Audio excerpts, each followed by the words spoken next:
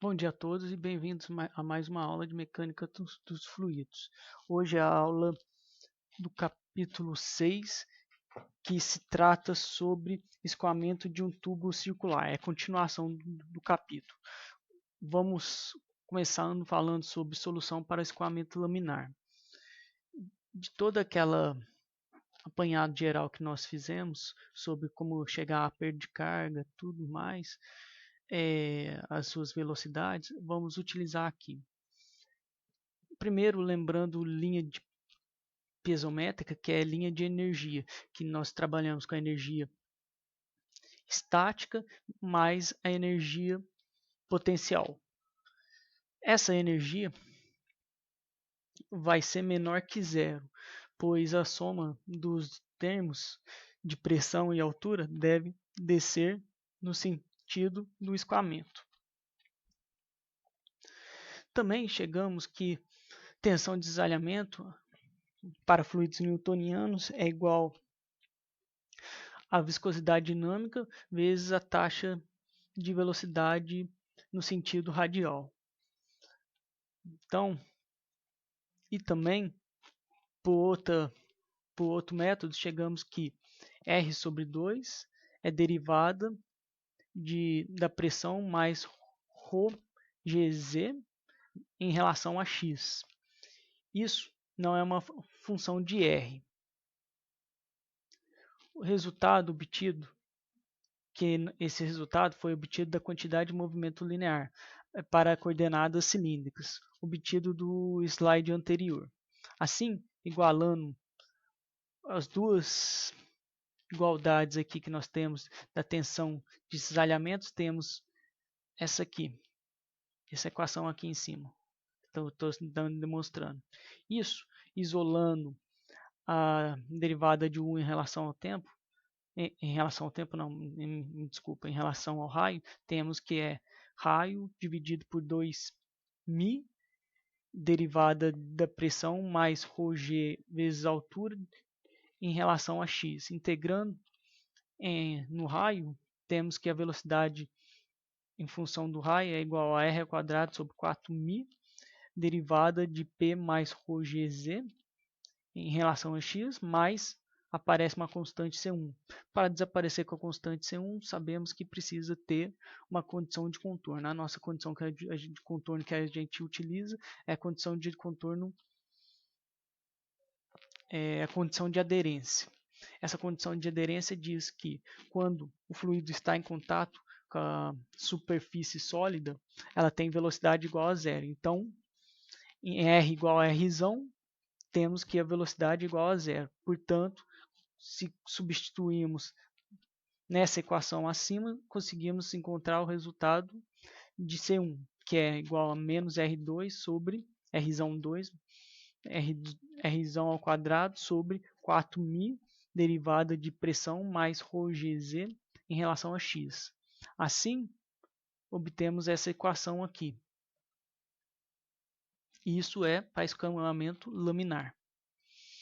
Agora, quando nós queremos fazer um caso particular, que é o caso de a máxima velocidade, essa máxima velocidade onde que é que nós obtemos? A gente obtém essa máxima velocidade no centro. Então é R igual a zero. Fazendo isso, a gente obtém que menos R ao quadrado dividido por 4π, derivada de pressão mais ρg vezes a altura em relação a x, dá esse resultado, que é a minha velocidade máxima. Estendendo esse resultado, fazendo que a vazão volumétrica Q é igual a fazer uma integral de 0 até R da velocidade R em relação à área da seção transversal. Assim, obtemos que a velocidade média é igual a 1/2 da velocidade máxima. Ou seja, a velocidade máxima ela é 2 vezes a velocidade média, ou que é a mesma coisa que a velocidade de centro. A velocidade de centro é 2 vezes a velocidade média. Outro caso particular é tubo na horizontal. O que nós temos? Que a altura ΔZ, ou quando é igual a dz, que é igual a zero, ou seja, a sua vazão é igual a 1/2 da velocidade máxima vezes a sua área da seção transversal. Isso implica que derivada da pressão em relação a x é igual a ΔP sobre ΔL, chegando a ΔP igual a 8.000 vezes a vazão volumétrica vezes o comprimento dividido por πr a quarta. Essa forma foi prevista pelos experimentos de Hagen. A tensão de cisalhamento na parede para um tubo na horizontal vale da seguinte forma: tensão na parede para um fluido newtoniano é igual a 2μ velocidade máxima dividido por R. Ou seja, cortando por ele ser um tubo na horizontal, não temos ρgz, ficando com a expressão do canto do lado esquerdo. Tal P igual a R, R sobre 2, derivada em relação a X da pressão. Da análise dimensional, se nós fizermos, a tensão de cisalhamento é proporcional função da velocidade, do diâmetro, da rugosidade, da massa específica e da viscosidade dinâmica. Fazendo a análise dimensional, chegamos que 8 vezes a tensão de cisalhamento dividido por ρv ao quadrado igual, nós chamamos isso de quê? Nós chamamos isso de fator de atrito, que é em função de Reynolds e de uma rugosidade relativa. Se a gente fazer a substituição, chegamos que o fator de atrito laminar ele é somente em função é igual a 64 sobre Reynolds. Ele não é função da rugosidade relativa, por ser muito baixa. Ele que mais influencia ele é o Reynolds. Esse fator laminar, vocês vão ver como ele é linear, vocês vão ver ele decrescendo no gráfico de Moody, que vai ser apresentado mais à frente para vocês. Ou seja, então, o fator de atrito é inversamente proporcional ao número de Reynolds. Quanto maior o número de Reynolds, menor é o fator de atrito. Mas isso não quer dizer que a tensão de cisalhamento também vai decair, pois a tensão de cisalhamento é proporcional à velocidade máxima. E agora, achando a perda de carga que temos laminar, o que nós fazemos? Substituímos o fator de atrito no F que nós achamos da equação da perda de carga distribuída, que é o que? F vezes L sobre D vezes V ao quadrado sobre 2G. Substituindo o F aqui, encontramos e reorganizando toda essa expressão, porque nós colocamos Reynolds com as suas variáveis, que é Reynolds igual a ρ vezes a velocidade vezes o diâmetro dividido por μ. Fazendo isso, chegamos a esse valor, ou seja, para uma perda de carga distribuída laminar é 128 vezes μ vezes o comprimento vezes a velocidade dividido por π vezes a massa específica vezes a aceleração da gravidade vezes o diâmetro elevado à quarta. Agora vamos fazer um exercício utilizando os conceitos que a gente aprendeu até agora, até o momento. Trata-se sobre uma tubulação que mede 8 centímetros de diâmetro, que escoa a 0,4 metro cúbico por minuto, que tem um óleo com peso específico de 0,9 kN por metro cúbico e viscosidade dinâmica igual a 5,86 vezes 10 a menos 3 kg por metro por segundo. Ele pede para calcular a velocidade no centro. A velocidade do centro é o que? É a velocidade máxima. A perda de carga em 300 metros de tubulação, ou seja, ele quer saber nessa tubulação a perda de carga distribuída, desde o início até o fim, quanto que ele vai perder de energia. E o esforço tangencial. Esforço tangencial sabemos que é o que? É a tensão de cisalhamento. E a velocidade em um ponto distante 3 centímetros do centro. Ele quer saber, além da velocidade máxima que ele pede na letra A, ele quer saber uma velocidade com um raio de 3 centímetros do centro. Ou seja, o raio de 3 centímetros, qual que é a velocidade que passa naquela seção.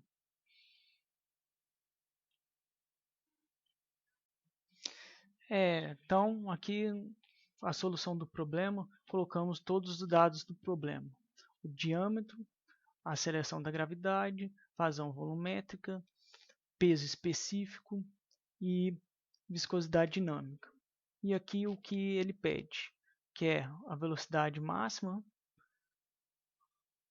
a perda de carga distribuída, a tensão de cisalhamento e a velocidade para um raio igual a 3 centímetros.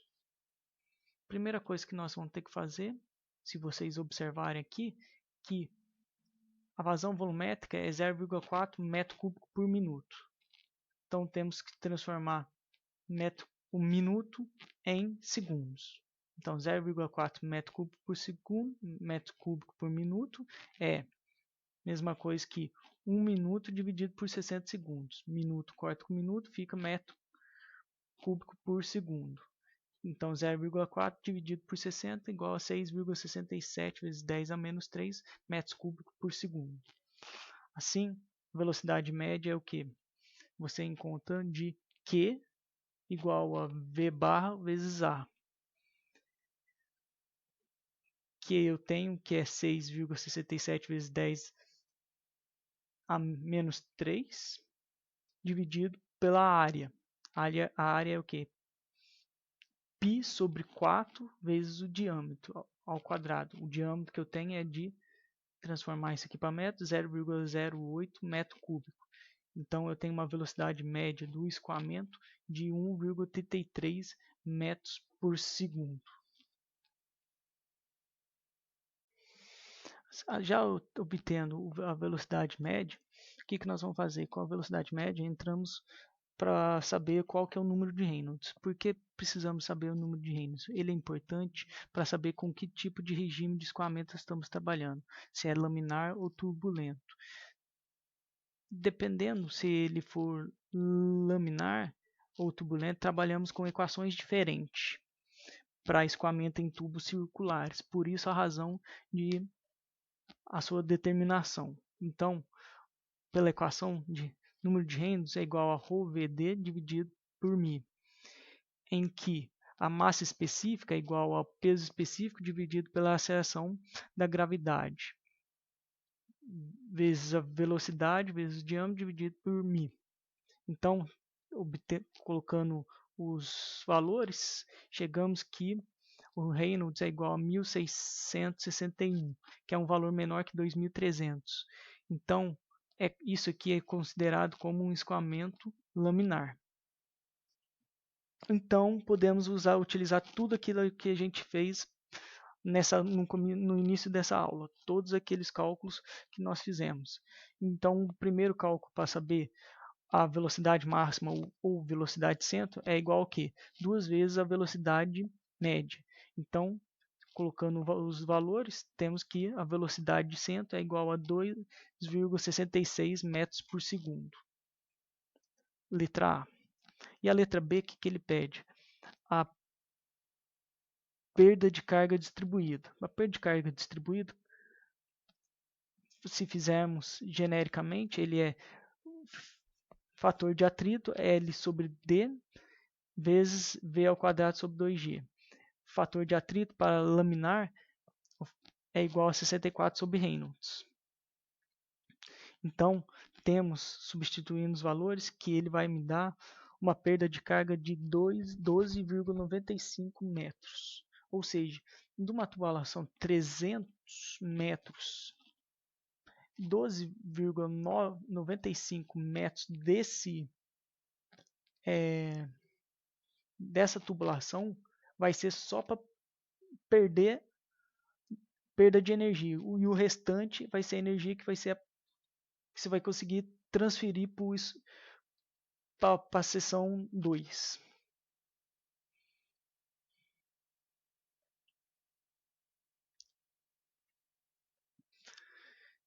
Em letra C, temos que então a tensão de desalhamento é igual a R sobre 2, derivada da pressão mais ρgz, dividido em relação a x. Como ρgz é constante, o z, então isso aqui sai para fora, isso aqui não está na derivada, ficando somente com derivada de P em relação a x. Derivada de P em relação a x é variação de P na seção que nós queremos, da entrada até a saída. Que isso aí é fornecido por ρgh de perda distribuída. ρg é o que? É o meu peso específico, ou seja, é o meu gama do óleo, que é 0,9 vezes 10 a terceira, vezes a perda de carga distribuída, 12,95, me fornecendo uma queda de pressão de 11.655 Pascal. Isso jogando novamente em tensão de cisalhamento, dado por essa fórmula, fica R sobre 2 ΔP sobre ΔL, mas agora a gente quer saber quando o raio é igual a 0,03. Então, substituindo 0,03 de raio, e o ΔP ele é em toda a tubulação, né? Então não faz importância em que seção, em que raio da tubulação que vai ser. Ele tem esse mesmo valor, 11.655, me fornecendo uma tensão de cisalhamento de 0,583 Pascal. Agora, para achar a minha velocidade no raio de 0,03 metros, substituímos na equação que foi obtida, 1 sobre 4.000 derivado de P mais ρgz em relação a x, Rzão ao quadrado menos Rzinho ao quadrado. E substituindo os dados, me fornece uma velocidade do raio igual a 0,03 metros, igual a 1,16 metros por segundo. Agora a gente vai estudar soluções para escoamento turbulento. Até agora a gente fez nessa aula para escoamento laminar. Agora vamos fazer para escoamento turbulento. Primeiro, a metodologia que vamos utilizar é calcular a velocidade média a partir da lei de camada logarítmica para relacionar o fator de atrito ou Reynolds. Lembrar que essa camada logarítmica também pode ser conhecida como de superposição, ou seja, é essa região aqui, ó, camada intermediária, uma camada intermediária, onde que a gente utiliza a seguinte equação, essa equação aqui, para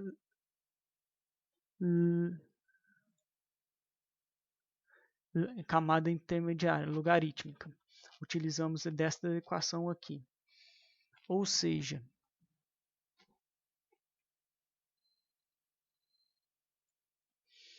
Aqui está apresentado para nós a lei logarítmica, que foi mostrado visualização do seu gráfico. E Prandtl utilizou ele da seguinte forma: a relação entre fator de atrito e o número de Reynolds.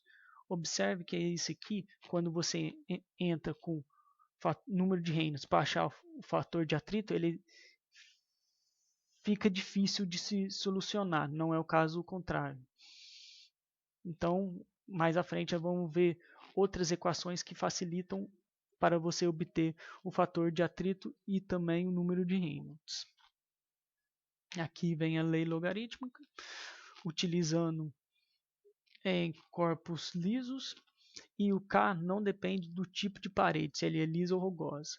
Mas observamos que não é o caso que foi em escoamento laminar. No escoamento laminar, observamos que a perda de carga, o fator de atrito, está somente relacionado com 64 dividido por Reynolds, ou seja, só está relacionado em função do número de Reynolds. Aqui em escoamento turbulento, já observamos que ele, além de estar em função do número de Reynolds, está em função da rugosidade, como Coulomb em 1800 observou.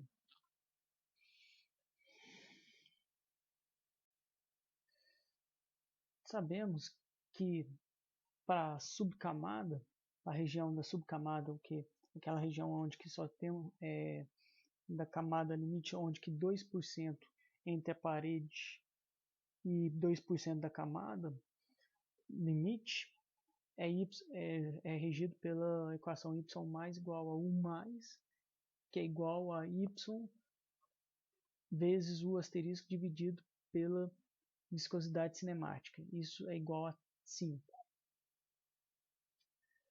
Então, essa espessura é a espessura da subcamada. Observamos que se essa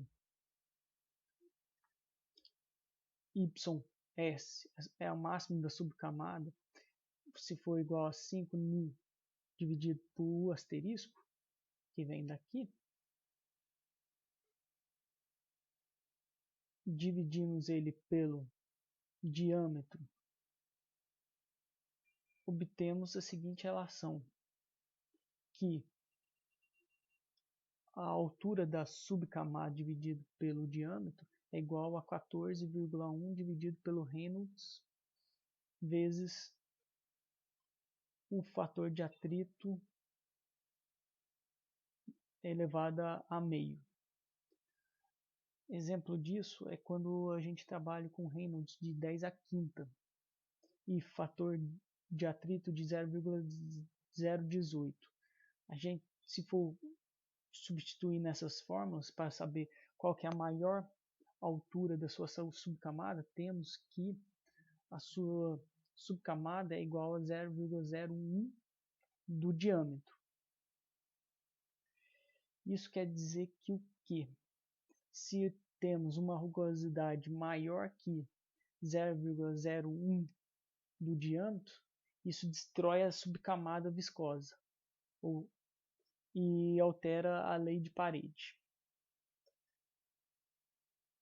Fazendo agora a combinação da equação logarítmica com a velocidade média para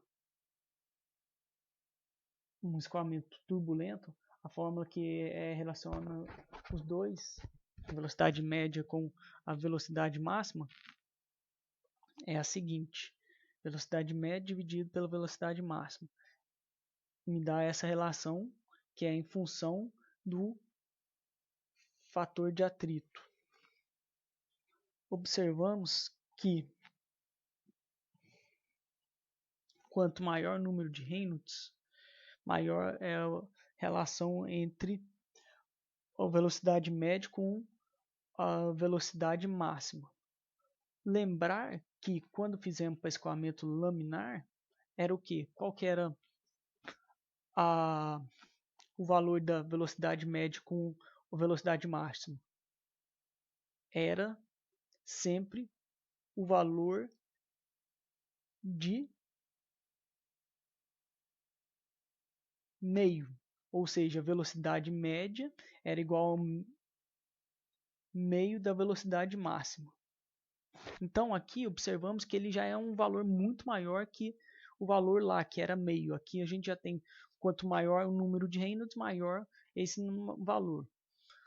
Querendo dizer que aqui no escoamento da tubulação, para um escoamento turbulento, ele vai ter um perfil de velocidade que é bastante achatada no centro, como está mostrado aqui, e cai bruscamente a zero na parede, conforme mostra a figura. É totalmente diferente quando a gente trabalhou com o escoamento laminar, que tem já mais ou menos um perfil parabólico.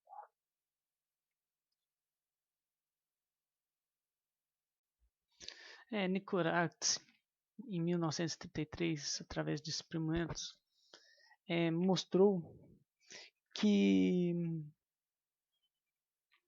a altura, se aumentarmos a altura da rugosidade em Epson, iria forçar, ou seja, passando de laminar a rugosidade, e iria forçar a lei logarítmica a se deslocar no sentido externo, sairia dessa linha inteira para essa linha achurada. Ganharia um ln de epsilon asterisco, essa quantidade. E esse epsilon, na verdade, é um epsilon mais. E esse epsilon mais é igual a epsilon sobre u asterisco dividido por viscosidade cinemática. Assim, fazendo com que a nossa lei logarítmica ficaria com esse ângulo aqui, esse coeficiente angular a mesma, porém faria com que você observando ΔB diminuiria de 1 sobre k ln de epsilon mais. Isso aqui, esse é o resultado. Ele também, Nicorates também simulou a rugosidade colando grãos de areia uniforme nas paredes internas de um tubo. Mediu, então, as quedas de pressão e vazões volumétricas e correlacionou o fator de atrito em função do número de Reynolds, que está representado aqui na figura. Vemos que o atrito laminar, aqui, não é afetado pelo atrito. Porém, o atrito ele é afetado pelo fator de atrito é afetado quando eu estou trabalhando com um escoamento turbulento. Inicialmente, há um aumento do seu fator de atrito quando o Reynolds aumenta, até se chegar a um fator de chegar a uma rugosidade constante. A mesma coisa acontece aqui para os demais. Ele chega a um fator de atrito constante para cada um dos rugosidades relativas. Então, nós temos que o deslocamento da curva, temos três cenários para paredes hidraulicamente lisas, sem efeitos da rugosidade. Isso aí trabalhamos com epsilon mais menor que 5. Entre 5 e 70, estamos trabalhando com uma rugosidade transicional, efeito moderado do Reynolds. É nessa região aqui onde que o fator de atrito aumenta com o número de Reynolds. E para epsilon mais escoamento totalmente rugoso, já a subcamada viscosa é totalmente destruída E o fator de atrito, já independe do número de Reynolds, portanto é que ele fica constante. Então, quando temos escoamento totalmente rugoso, a viscosidade desaparece, ou seja, não há resistência mais do fluido ao escoamento. E independe do número de Reynolds, ou seja, o fator de atrito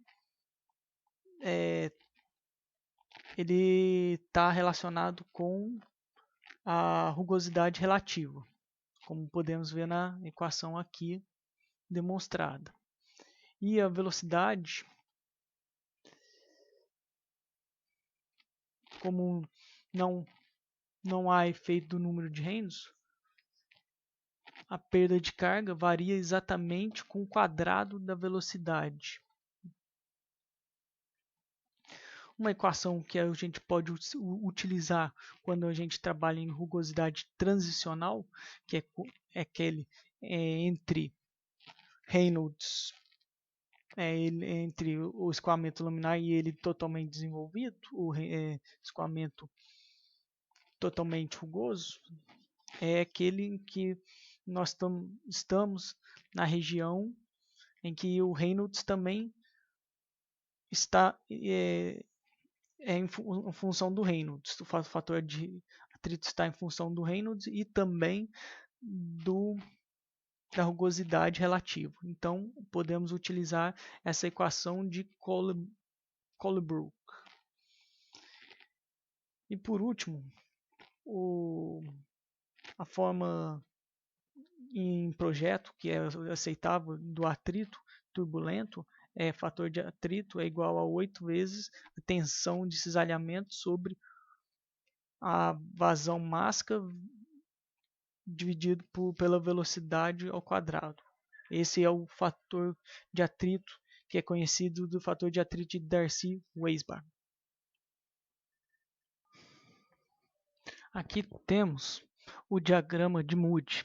Esse diagrama de Moody é o que é utilizado em projetos para atrito turbulento. Aqui ela tem 3 regiões de escoamento. Escoamento laminar, onde que nós usamos o fator de atrito 64 sobre Reynolds. Pode observar aqui pela linha,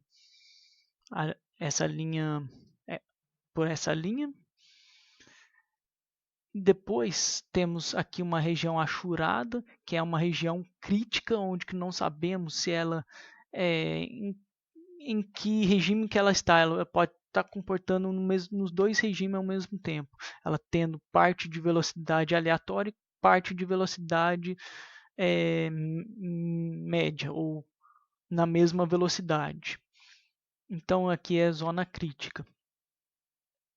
Posteriormente, temos a zona de transição, em que utilizamos a equação que foi demonstrada anteriormente, de Colebrook.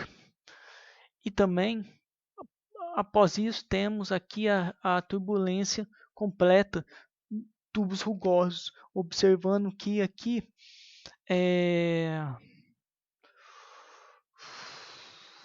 o fator de atrito ele já fica constante para todo o Reynolds. O fator de atrito que é dado por perda de carga dividido por L sobre D, V ao quadrado sobre 2G.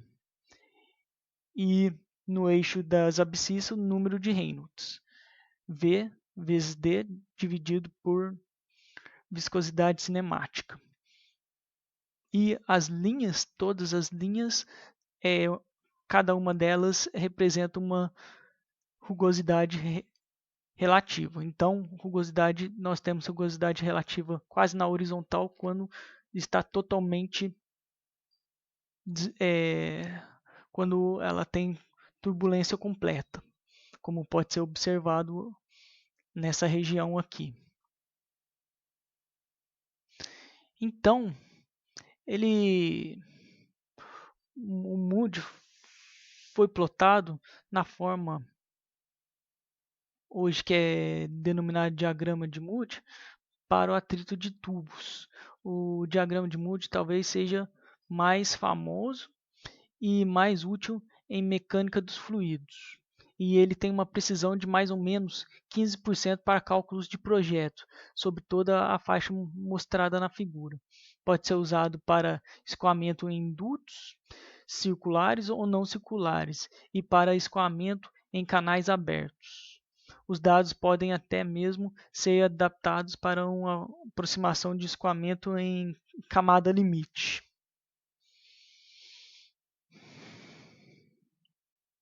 Aqui temos uma tabela que demonstra os valores recomendados para rugosidades para dutos comerciais. Temos vários dutos aqui, de materiais como aço, ferro, latão, plástico, vidro, concreto, borracha e madeira. A condição que ele pode ser utilizado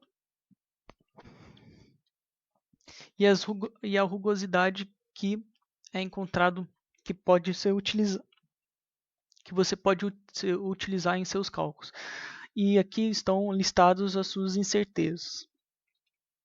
Essa tabela foi retirada do livro White, 6ª edição.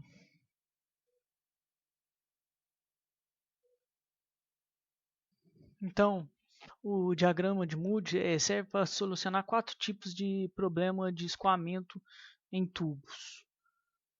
Esses 4 problemas comumente são em conta nos cálculos de escoamento em tubos são: você tem todas as variáveis e quer calcular a perda de carga. B, você tem todas as variáveis e quer calcular o comprimento. C, você tem todas as variáveis menos o diâmetro e quer obtê-lo. E D, você tem todas as variáveis menos a velocidade média ou a vazão volumétrica e quer obter essa variável. O uso do diagrama de Moody, ela pode ser, uma vez, envolver cálculos interativos e repetitivos. Porque o diagrama de Moody padrão é essencialmente um diagrama de perdas de carga. Ou seja, a gente vai trabalhar com as seguintes 4 formas de 4 cálculos para obter os 4 tipos de problemas, para solucionar os 4 tipos de problema. A perda de carga, FL sobre D, V ao quadrado sobre 2G, entrando no diagrama de Moody, a equação do número de Reynolds e a equação da velocidade média. Os problemas A e B, que foram mencionados acima, eles não necessitam de interações e cálculos repetitivos com a utilização do diagrama de Moody. Porém, os itens C e D necessitam dessas interações. Vamos fazer um exemplo para o caso C. Como é que funciona essa interação? Primeiro, você adota-se um valor de fator de atrito. Exemplo, um fator de atrito de 0,02. Calculamos o seu diâmetro através da equação da perda de carga, d ao quadrado sobre 8L vezes Q ao quadrado dividido por perda de carga vezes aceleração vezes π ao quadrado.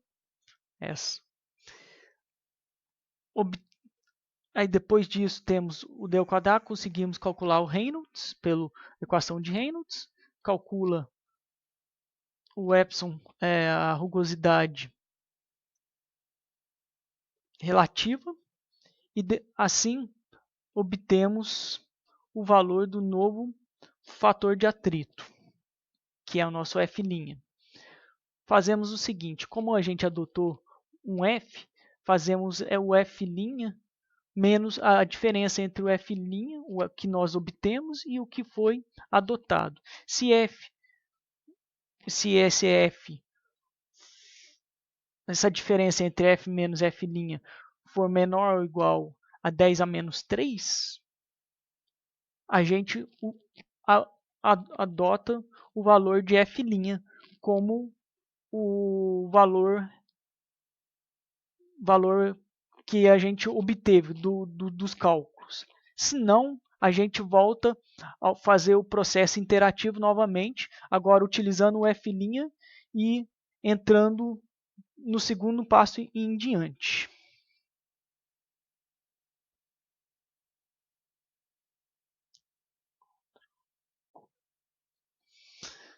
Agora, vamos fazer o item D, que é obter o valor da velocidade média.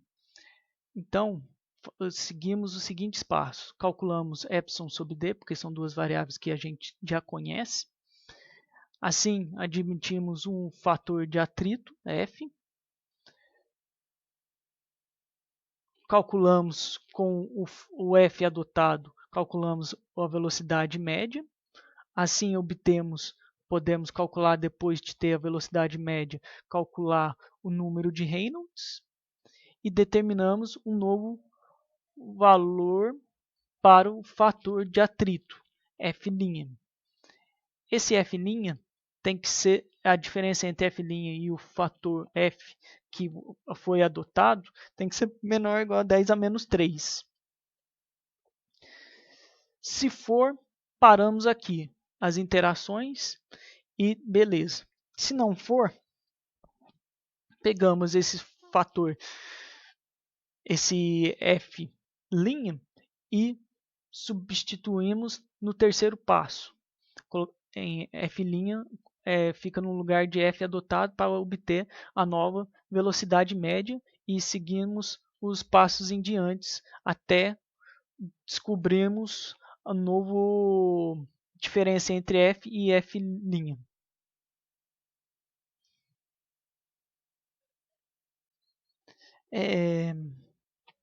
Além daquela equação em que eu demonstrei para vocês entre a relação entre fator de atrito Reynolds e rugosidade relativa, que é utilizado no diagrama de Moody, existem vários outros. Aqui eu vou demonstrar, coloquei dois exemplos para vocês, o de Haaland e Swaney e Jane, que mostram duas outras formas de fazer o cálculo e elas têm uma diferença de 2% do resultado final.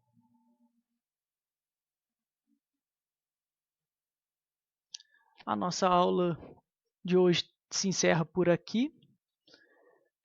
Qualquer dúvida, pode entrar em contato pelo meu e-mail, fabiosn@unifei.edu.br. E todos tenham um ótimo dia.